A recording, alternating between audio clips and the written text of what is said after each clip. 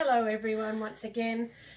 Still here in Pam's shed, being just overwhelmed by what's around.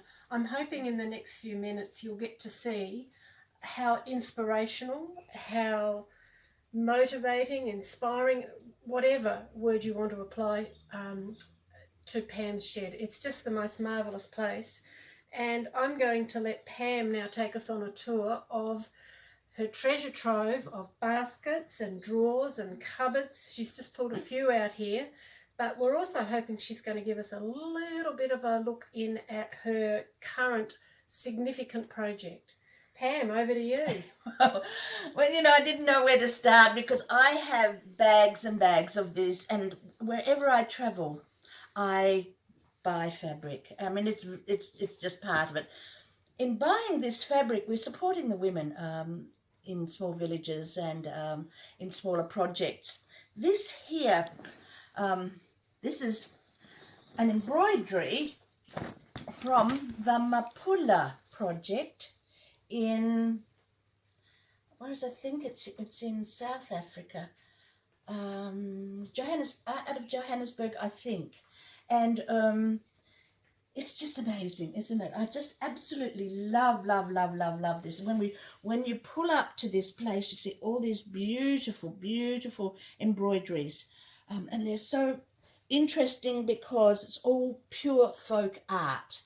I collect a lot of folk art, so I have a lot of these. I haven't done anything with them yet, but they're little treasures. Look at the back. Fantastic.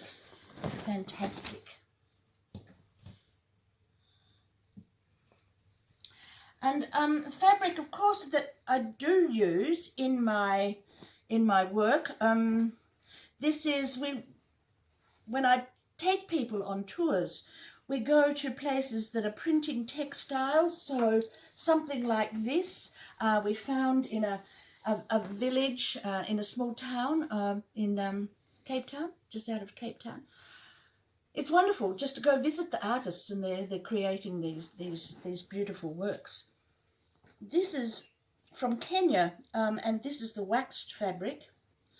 It's just amazing stuff. But I absolutely love it. My hands don't work properly at the moment, but have a look at this. Isn't that incredible? I've just got a small piece of that. You can smell it.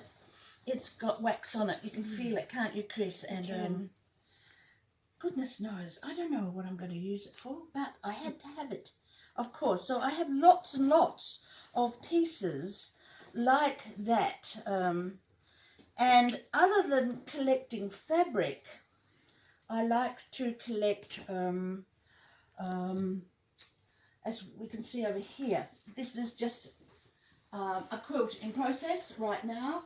I have a huge collection of antique and vintage fabrics from around the world. So this is from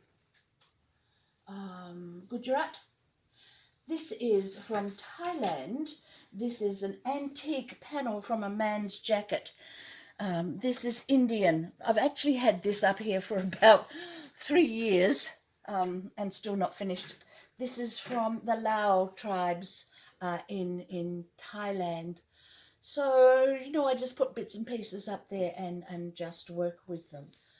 I just value pieces like this so much, and pieces like this, the colours are unbelievable. So, the girls wanted me to show you this one, and this is Ricky, and it was a quilt that I've just finished a little while ago. This is cheesecloth. Hundreds and hundreds of tiny pieces of cheesecloth just put onto black fabric and stitched very intensely. So, And you've done that on your Q20 or one of your Genomes? That's all on the Janome, absolutely on the Janome, because it's all zigzag, Chris. It's free motion zigzag on there to get the texture, and I've just starting another one right at the moment. This one here, I was just finishing this off, and this is a sari. So I drew this when I was in a bus in India. This is cotton sari. It was already embroidered like this, and as I travelled, I bought this binding and this here at the market. So it's such fun to go to the markets and find, you know, little treasures. And the people that travel with me, we find all those fantastic treasures. And She's just and beautiful. things like that. She's weird, but the inspiration came from Pinterest. I saw something similar to that, and it's my drawing, but you know, I got the inspiration from Pinterest, and that's interesting because this is done on artist canvas, so it's another whole new genre. So her face is drawn on artist canvas, and the applique is created around her. Yeah. Now, behind her is a roll of magic, I suspect. You're happy to share at least a little snippet of it for us? Well, Pam has unrolled a very, very long roll of her rendition of the Bayeaux tapestry. Pam, how long is this roll? This is just one part of the roll, but the entire pattern is 80 metres. And do you intend to recreate the entire 80 metres? I have actually done it, but now I'm doing different things to it. So it's done in sections and then will all be joined. So it took me nearly a year to do. It's just amazing. All these drawings. I know it intimately. And it's the second time that I've started this. Originally started doing it in pieces, and when I finished quilting it, I couldn't get them all to be the same, because I was going to have them displayed separately, but then be able to join it, and I wasn't able to join it, so I decided to start all over again. So what inspired you to take on such a massive project? I don't know, it's massive. Crazy. It's crazy, but then, you know, it's been a 15-year a job, basically. I mean, just the drawings alone took a year to do, because I wanted to get them as perfect as possible. And is it the same size as the original? Exactly the same size. I actually have done it a little bigger, simply because once I do the quilting it would take it down, but I wanted it to be exactly the same size. It wasn't just the drawings, it was the research and all the stories behind it. So fortunately I'm very lucky that there's lots of Now, one of the things we haven't touched on in our chats today is that you developed a technique called draplique many, many years ago, and I assume that you're going to be using that. Absolutely, very heavily. This is very heavily draplique. So let me tell you, the you know, really the stages of doing this, I really handle it. If I took this piece here, I'm handling this piece at least 10 times, because I have to do the drawings. I then have to trace it onto fusible web. Of course, because it's done on vellum, I can just turn it over. Then that fusible web goes onto fabric. Then from the fabric, this little guy is assembled. And then it's ironed down onto the fabric, and then it's appliqued, and then it's drawn on. Okay. So, so there's so many different stages to this, and people keep asking me, you know. And I'm going to show you a stage. I have got to the end of some of it, but... Now, for those people who aren't familiar with this particular tapestry, would you like to tell us a little bit about what it represents? Yeah, it represents the Battle of Hastings, and it was probably 1066, the Battle of Hastings. Oh, wow. And you can see here that this is what it looks like without the drawing on this one nude man here. That was a bit much to applique, really. Yeah, it is appliqued. You can't see it's appliqued, but it is appliqued. You have to look very carefully. Oh, they are tiny, tiny stitches. Yeah, it is tiny stitches. And so you can see how it's all assembled on here. What is the background fabric, Pam? This is really funny. When I was going to do this, I didn't know what fabric I was going to use. I really wanted to use something very, very close to this here. Which I assume would have been linen. Yes. Yeah, and I looked everywhere for fabric that looked similar. And then in the end, I was going to have the linen woven. Mm-hmm. And one day I was teaching in El Paso, Texas, and a lady had this fabric, and I nearly jumped over the table and kissed her. Poor thing, she was so startled, she cried. And I said, "Where did you get it from?" And she got it from Walmart. Really? Walmart. Yes. It actually was from Cranston Printworks. And so I went to every Walmart and I bought lots of bits and pieces of it. I could have just contacted Cranston and got it, but it was just fun to go to each Walmart.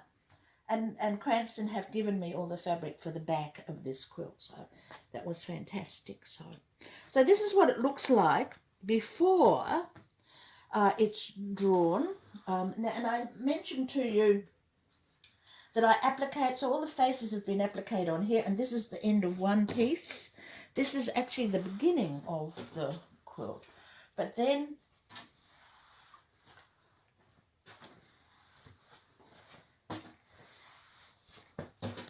I have to finish this bit in a week because I'm having yourself very tight timeline. Yeah, absolutely. I'm having hand surgery, so then I know I can do the drawings. What a difference that makes. Oh, Pam, it brings it to life, doesn't it? Oh. So this is applique. This is drawing on the fabric, on the applique. Oh, Kathy, look at... It's hard to know what to look at first.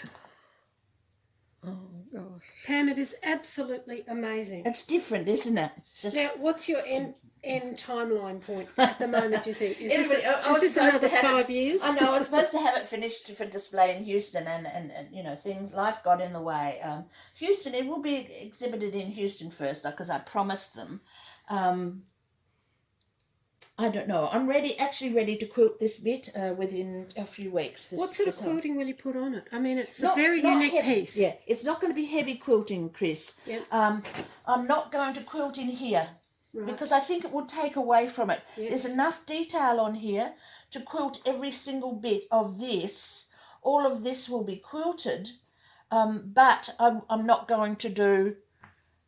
On the original, on one, I quilted every 1/8 of an inch on here, but it took away from it. I think what we want to view is this, and I'm very, very lucky. I was donated all of the batting by Warm and Natural, and it's sitting over there ready, 100% cotton. Yes, and so yes, it is. That's it. Awesome. I can't think of another word. It is just amazing. It's fun. I mean, it takes such a long time to do every stage. So, I mean, the horses are large.